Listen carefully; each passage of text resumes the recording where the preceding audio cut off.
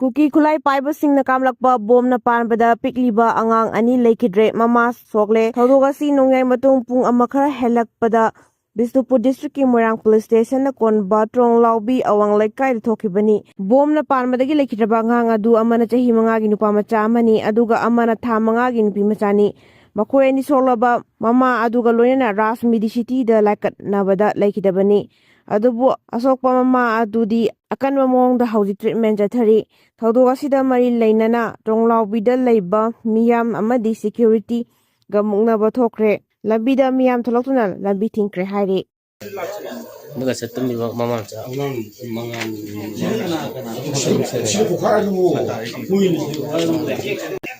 si thonglao kele hajjo kunda ju Panbada sigi jaga sidagi sigi battery sem su phange se hajjo hajjo pokhai bo do kai de pasila ko am ja si Tronglaobi ko to le da ak thonglao se pasila ga ek khun machin lao lao ka tu lao dama nga mo da kana no si ha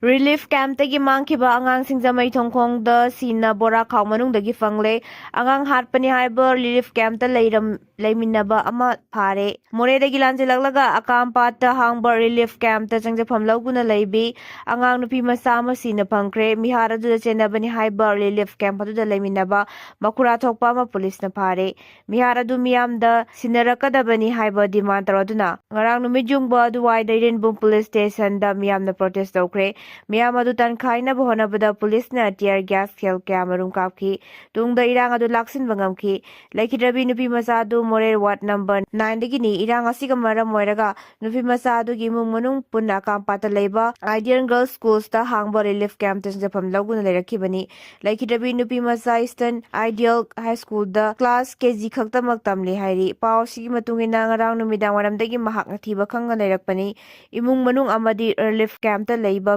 Singna Leikai miyam ga loyana akampat ke koibada thiba humbagi tabak jathaki miyam na relief camp adugi manakta leiba pukri singda fawba kumduna thibagi tabak jathaki hairi imung manung da su Rainbow police station na missing report ama file tawki matung darakpada Imphal East amadi Imphal West district police ki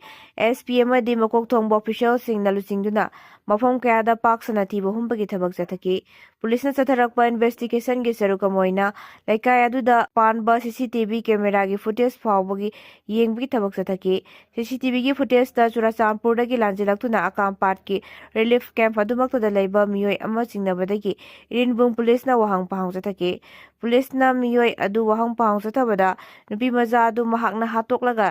matung singjamai thong makhada hundoklam le haiba khangbangam kibani Imphal East District Police Personnel singjamai thong makhong dagi nupi macha adugi thawai yaudraba haksang bora khaw ma da haplaga leiramba thingnaki haksang adu lokhalaba matung Jenims ki mokta thamkre Ukhrul District ke Dhawai Saka Phungkhul da Kuki Milton Singh amasung Naga volunteer sing ge barakta nongmai kapnakre security force na Ukhrul District area da Kuki Milton Singh chathariba ka henba thawong sing laksin naba honabagi mahuta maning tamna thabak tawali haina Dhawai Police Authority gi maikedi gi penda phungtokpaga loyana khuladu da security force sing changba tingle haina laktokki bagi hek nungan baga Kuki Milton Singh na khulasida kanwa mong da tek chathakre thawdogodu da Kuki Milton Singh amasung Thawai Kulgi volunteer singa kanwa ongda kudong nakre press na phangba pau gi matung inadi Kuki Milton singa duna tha asigi 5 gi numidang pung 3 kra hen bada attack adu chatharaki bani attack chatharaki badu gi manungda Thawai Toy Bless ki Khunja Singna nongthakta thermal drone sing paiba uki attack adu da Kuki singna nongmai round chama gi mathakta kapsilaki nongmai adu Saka Phungkhul lomdi kapsilaki ba oiba yai hairi nongmai kapagi thawdok adu pung 2 rom leblu raba matung amuk hanna numidang pung 9:13 amasung 8:13 rom tabada anirak hanna attack chatharaki akon bagi attack aduna Sangka village rom dagi chatharaki ba attack oigani masigi matung numidang pung 1 rom tabada su Kuki singna amuk hanna attack chatharakpadagi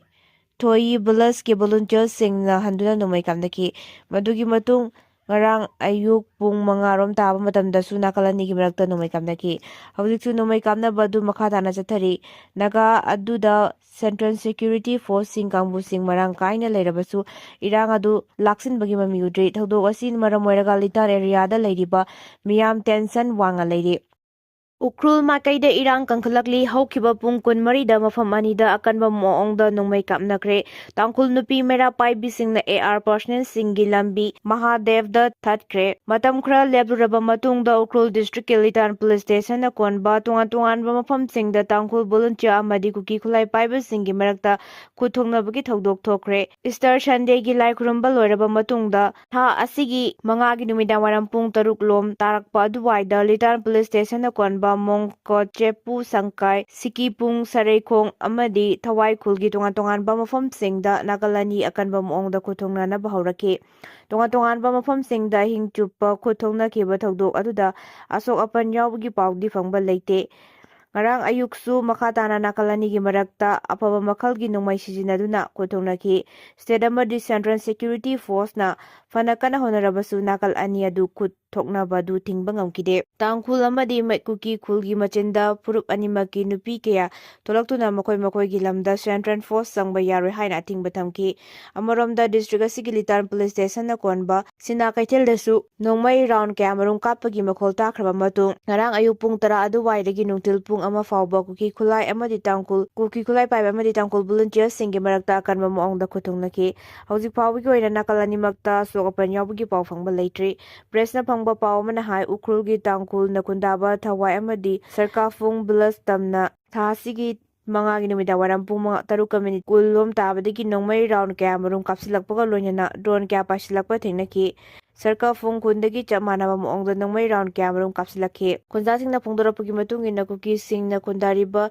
Sangka Bilas Tagi Thawai Kultam na Nongmai Kaplakpa ni Hairi. Numidang Pung 10 rom tarbadasu Nongmai Kapsilakpadagi Thawai Kulga Volunteer Sing na Handuna Nongmai round Kara Kapki. Ngahak Kanaraga Nakalanigi Marakta Lepta Nongmai Kapnabagi Thodok Thokhi.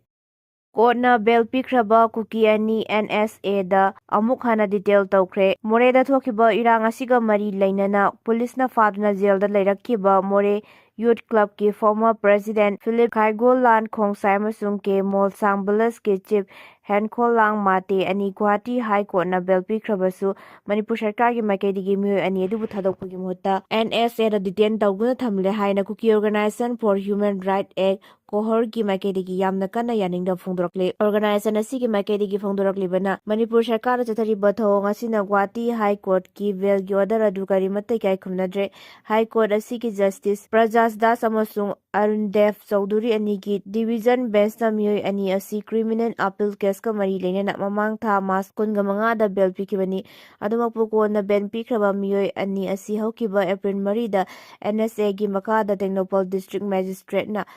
April 3 da NSA gi makada makatana detain tawnaba order issue tawki loina penda phongdoratuna haukiba chahi 2019 gi May 3 dagi tholakkiba kangluki rang asina maram oiraga sarkar Kuki jo community gi miyoi kyabu atamna target tawi haina penda phongdorakle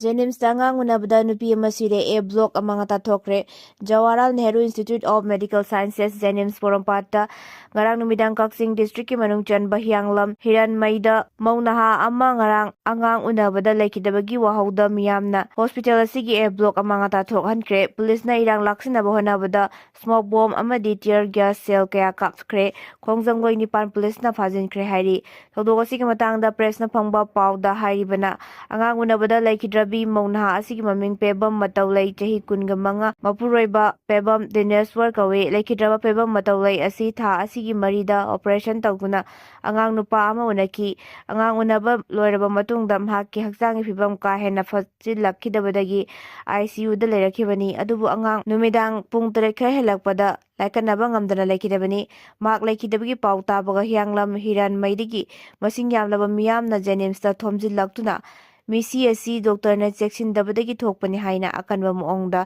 ningai sangdangna rakhibani hairi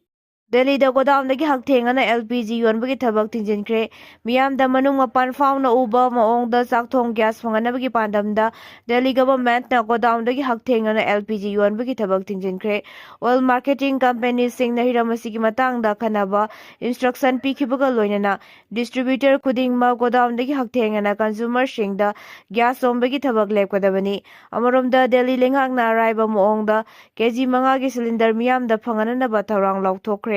ꯀꯅꯥꯒꯨꯝꯕ ꯃꯤꯑꯣꯏ ꯑꯃꯅ valid ꯑꯣꯏꯔꯤꯕ ꯃꯁꯥꯒꯤ ꯁꯛꯇꯥꯛꯆꯦ ꯑꯃ ꯎꯠꯂꯒ gas ꯑꯦꯖꯦꯟꯁꯤꯁꯤꯡꯗꯒꯤ ꯀꯦꯖꯤ 5 ꯆꯟꯕ cylinder ꯏꯔꯥꯏ ꯂꯥꯏꯅ ꯂꯩꯕ ꯌꯥꯒꯅꯤ ꯍꯥꯏꯔꯤ꯫ ꯍꯤꯔꯝ ꯑꯁꯤꯒ ꯃꯔꯤ ꯂꯩꯅꯅ ꯃꯤꯌꯥꯝꯒꯤ ꯃꯇꯦꯡ ꯄꯥꯡꯅꯕ ꯍꯦꯜꯞ ꯗꯦꯁꯛ 13 ꯍꯥꯡꯗꯣꯛꯇꯨꯅ ꯃꯊꯧ ꯇꯧꯍꯟꯕ ꯍꯧꯈ꯭ꯔꯦ ꯍꯥꯏꯔꯤ꯫ KCPMC ꯄ꯭ꯔꯣꯒ꯭ꯔꯦꯁꯤꯚꯅ MUꯗ ꯔꯦꯗ ꯖꯣꯟ ꯂꯥꯎꯊꯣꯛꯈ꯭ꯔꯦ꯫ ꯃꯅꯤꯄꯨꯔ ꯌꯨꯅꯤꯚꯔꯁꯤꯇꯤꯒꯤ ꯃꯊꯛꯇ ꯁꯦꯟꯖꯥ-ꯊꯨꯝꯖꯥ ꯃꯔꯤ ꯂꯩꯅꯕ ꯋꯥꯀꯠ ꯀꯌꯥ ꯂꯥꯛꯄꯗꯒꯤ ꯂꯨꯞ ꯑꯁꯤꯒꯤ ꯔꯤꯁꯔꯆ ꯑꯦꯟꯗ ꯑꯦꯅꯥꯂꯥꯏꯁꯤꯡ ꯋꯤꯡꯅ ꯀꯨꯞꯅ ꯊꯤꯖꯤꯜꯂꯨꯔꯕꯗ ꯑꯋꯥꯡꯕ ꯊꯥꯛꯀꯤ ꯃꯍꯩꯔꯣꯏꯁꯪ ꯑꯁꯤꯗ ꯁꯦꯟꯖꯥ-ꯊꯨꯝꯖꯥꯅ ꯊꯜꯂꯕ ꯃꯐꯝ ꯑꯃ ꯑꯣꯏꯕꯅ ꯔꯦꯗ ꯖꯣꯟ ꯂꯥꯎꯊꯣꯛꯂꯦ ꯍꯥꯏꯅ KCPMC ꯄ꯭ꯔꯣꯒ꯭ꯔꯦꯁꯤꯚꯀꯤ ꯏꯟꯐꯣꯔꯃꯦꯁꯟ ꯑꯦꯟꯗ ꯄꯕ꯭ꯂꯤꯁꯤꯇꯤ ꯁꯦꯀ꯭ꯔꯦꯇꯔꯤ ꯃꯍꯩꯈꯣꯝꯕ ꯃꯩꯇꯩꯅ ꯊꯥꯗꯣꯔꯛꯄ ꯆꯦꯔꯣꯜ ꯑꯃꯅ ꯍꯥꯏꯔꯤ꯫ ꯍꯟꯗꯛꯇ MU ꯀꯦꯝꯄꯁ ꯃꯅꯨꯡꯗ ꯕꯣꯝ ꯄꯣꯈꯥꯏꯍꯟꯈꯤꯕ ꯑꯗꯨ ꯂꯨꯞ ꯑꯁꯤꯅꯅꯤ ꯍꯥꯏꯅ ꯀ꯭ꯂꯦꯝ ꯇꯧꯔꯗꯨꯅ ꯍꯥꯏ꯫ ꯁꯦꯟꯖꯥ-ꯊꯨꯝꯖꯥꯒꯤ ꯊꯧꯗꯣꯛꯁꯤꯡ ꯑꯁꯤꯗ ꯌꯨꯅꯤꯚꯔꯁꯤꯇꯤ ꯑꯁꯤꯒꯤ ꯃꯀꯣꯛ ꯊꯣꯡꯕ ꯃꯤꯑꯣꯏ 3ꯒꯤ ꯃꯃꯤꯡ ꯄꯜꯂꯗꯨꯅ ꯃꯈꯣꯏ 3 ꯅꯨꯃꯤꯠ 9 ꯐꯥꯎꯕꯒꯤ ꯃꯅꯨꯡꯗ ꯄꯥꯔꯇꯤꯗ ꯆꯪꯖꯔꯛꯀꯗꯕꯅꯤ꯫ ꯑꯃꯣꯠꯄꯅ ꯊꯜꯂꯕ MUꯗꯒꯤ ꯁꯦꯟ ꯆꯥꯕꯁꯤꯡ ꯑꯁꯤꯕꯨ ꯄꯥꯔꯇꯤꯅ ꯆꯞ ꯆꯥꯕ ꯆꯩꯔꯥꯛ ꯄꯤꯗ꯭ꯔꯤꯕ ꯐꯥꯎꯕ ꯃꯅꯤꯄꯨꯔ ꯌꯨꯅꯤꯚꯔꯁꯤꯇꯤꯒꯤ ꯃꯊꯛꯇ ꯔꯦꯗ ꯖꯣꯟ ꯂꯥꯎꯊꯣꯛꯂꯦ꯫ MUꯒꯤ ꯊꯕꯛ ꯆꯪꯕꯗ MTSꯀꯤ ꯑꯣꯏꯅ ꯀꯦꯟꯗꯤꯗꯦꯠ ꯑꯃꯃꯝꯗꯒꯤ ꯂꯨꯄꯥ ꯂꯥꯈ 35,000 ꯈꯣꯝꯒꯠꯀꯦ ꯍꯥꯏꯅ ꯃꯔꯥꯜ ꯁꯤꯔꯤ꯫ ꯑꯦꯁꯤꯁꯇꯦꯟꯠ ꯄ꯭ꯔꯣꯐꯦꯁꯔꯒꯤ ꯑꯣꯏꯅ ꯀꯦꯟꯗꯤꯗꯦꯠꯇꯒꯤ ꯂꯨꯄꯥ ꯂꯥꯈ 70,000 ꯂꯥꯈ 70,000 ꯐꯥꯎꯕ ꯂꯧꯈꯤꯕꯒꯤ ꯐꯦꯛꯠ ꯐꯥꯏꯟꯗꯤꯡ ꯔꯤꯄꯣꯔꯠ ꯐꯪꯂꯦ꯫ ꯇ꯭ꯔꯝꯞꯅ ꯉꯁꯤ ꯐꯥꯎꯕꯒꯤ ꯃꯅꯨꯡꯗ ꯁ꯭ꯇꯦꯠ ꯑꯣꯐ ꯍꯣꯔꯃꯁ ꯁꯥꯡꯗꯣꯛꯅꯕ ꯏꯔꯥꯟꯗ ꯈꯪꯍꯟꯈ꯭ꯔꯦ꯫ US ꯄ꯭ꯔꯦꯁꯤꯗꯦꯟꯠ ꯗꯣꯅꯥꯜꯗ ꯇ꯭ꯔꯝꯞꯅ ꯉꯁꯤ ꯅꯨꯃꯤꯗꯥꯡꯋꯥꯏꯔꯝ ꯐꯥꯎꯕꯒꯤ ꯃꯅꯨꯡꯗ ꯁ꯭ꯇꯦꯠ ꯑꯣꯐ ꯍꯣꯔꯃꯁ ꯍꯥꯡꯗꯣꯛꯅꯕ ꯏꯔꯥꯟꯗ ꯑꯀꯟꯕ ꯋꯥꯐꯝ ꯊꯝꯈ꯭ꯔꯦ꯫ ꯀꯔꯤꯒꯨꯝꯕ ꯃꯇꯝ ꯑꯁꯤ ꯐꯥꯎꯕꯒꯤ ꯃꯅꯨꯡꯗ ꯌꯥꯝꯅ ꯃꯔꯨꯑꯣꯏꯕ ꯏꯁꯤꯡꯒꯤ ꯂꯝꯕꯤ ꯑꯁꯤ ꯍꯥꯡꯗꯣꯛꯇꯕ ꯇꯥꯔꯕꯗꯤ ꯏꯔꯥꯟꯒꯤ ꯄꯥꯋꯔ ꯄ꯭ꯂꯥꯟꯠ, ꯊꯣꯡ ꯑꯃꯗꯤ ꯑꯇꯩ ꯏꯟꯐ꯭ꯔꯥꯁꯇ꯭ꯔꯛꯆꯔꯁꯤꯡꯗ ꯈ꯭ꯋꯥꯏꯗꯒꯤ ꯑꯀꯟꯕ ꯃꯑꯣꯡꯗ ꯑꯦꯇꯦꯛ ꯆꯠꯊꯔꯒꯅꯤ ꯍꯥꯏꯅ ꯐꯣꯡꯗꯣꯛꯈꯤ꯫ ꯁꯣꯁꯤꯌꯦꯜ ꯃꯤꯗꯤꯌꯥꯗ ꯊꯥꯒꯠꯂꯛꯄ ꯋꯥꯔꯣꯜ ꯑꯃꯗ ꯇ꯭ꯔꯝꯞꯅ ꯍꯥꯏ ꯂꯩꯕꯥꯛꯄꯣꯛꯄ ꯅꯨꯃꯤꯠꯀꯤ ꯅꯨꯃꯤꯗꯥꯡꯋꯥꯏꯔꯝ ꯐꯥꯎꯕꯗ ꯁ꯭ꯇꯦꯠ ꯑꯣꯐ ꯍꯣꯔꯃꯁ ꯍꯥꯡꯗꯣꯛꯀꯗꯕꯅꯤ꯫ ꯋꯥꯐꯝ ꯑꯁꯤ ꯊꯧꯁꯥꯗꯕ ꯊꯣꯛꯂꯕꯗꯤ ꯈ꯭ꯋꯥꯏꯗꯒꯤ ꯀꯟꯕ ꯃꯑꯣꯡꯗ ꯅꯣꯡꯊꯛꯇꯒꯤ ꯑꯦꯇꯦꯛ ꯆꯠꯊꯅꯕ ꯁꯦꯝ ꯁꯥꯔꯦ꯫ ꯏꯔꯥꯟ ꯑꯗꯨ ꯇ꯭ꯔꯝꯞꯀꯤ ꯋꯥꯐꯝ ꯑꯁꯤ ꯊꯣꯏꯗꯣꯛꯅ ꯂꯨꯝꯅ ꯂꯧꯗꯕꯒ ꯂꯣꯏꯅꯅ ꯃꯔꯨꯑꯣꯏꯕ ꯏꯁꯤꯡ ꯂꯝꯕꯤ ꯊꯤꯡꯕꯒꯤ ꯈꯣꯡꯖꯪ ꯑꯁꯤ ꯃꯈꯥ ꯇꯥꯅ ꯑꯗꯨꯃꯛ ꯆꯠꯊꯈꯤꯒꯅꯤ ꯍꯥꯏꯅ ꯐꯣꯡꯗꯣꯛꯈꯤ꯫ ꯏꯖꯔꯦꯜꯒꯤ ꯄꯥꯔꯂꯤꯌꯥꯃꯦꯟꯠꯀꯤ ꯁ꯭ꯄꯤꯀꯔ ꯃꯍꯃꯗ ꯔꯒꯔꯒꯥꯟꯔꯤꯕꯅ ꯍꯥꯏ ꯏꯖꯔꯦꯜꯒꯤ ꯄ꯭ꯔꯥꯏꯝ ꯃꯤꯅꯤꯁꯇꯔ ꯕꯦꯟꯖꯥꯃꯤꯟ ꯅꯦꯇꯟꯌꯥꯍꯨꯒꯤ ꯄꯨꯛꯅꯤꯡ ꯄꯦꯜꯍꯟꯅꯕ ꯍꯣꯠꯅꯕꯗ ꯇ꯭ꯔꯝꯞꯅ ꯋꯦꯁ ꯑꯦꯁꯤꯌꯥꯗ ꯂꯩꯔꯤꯕ ꯃꯤꯌꯥꯝꯕꯨ ꯑꯋꯥꯕ ꯇꯥꯍꯟꯅꯕ ꯊꯧꯔꯥꯡ ꯀꯌꯥ ꯂꯧꯈꯠꯂꯛꯂꯦ꯫ ꯐꯦꯕ꯭ꯔꯨꯋꯥꯔꯤ 19ꯗ ꯍꯧꯈꯤꯕ ꯂꯥꯟ ꯑꯁꯤꯅ ꯃꯔꯝ ꯑꯣꯏꯔꯒ ꯃꯐꯝ ꯀꯌꯥꯗ ꯆꯥꯎꯅ ꯑꯃꯥꯡ-ꯑꯇꯥ ꯊꯣꯛꯍꯟꯈꯤꯕꯒ ꯂꯣꯏꯅꯅ US ꯑꯃꯗꯤ ꯏꯖꯔꯦꯜꯒꯤ ꯂꯥꯟꯃꯤꯁꯤꯡꯅ ꯑꯣꯄꯔꯦꯁꯟ ꯏꯄꯤꯛ ꯐ꯭ꯌꯨꯔꯤ ꯆꯠꯊꯗꯨꯅ ꯏꯔꯥꯟꯒꯤ ꯅ꯭ꯌꯨꯀ꯭ꯂꯤꯌꯔ ꯐꯦꯁꯤꯂꯤꯇꯤ ꯑꯃꯁꯨꯡ ꯃꯤꯂꯤꯇꯔꯤ ꯏꯟꯁꯇꯣꯂꯦꯁꯟꯁꯤꯡꯗ ꯅꯣꯡꯊꯛꯇꯒꯤ ꯑꯦꯇꯦꯛ ꯆꯠꯊꯈꯤ ꯍꯥꯏꯔꯤ꯫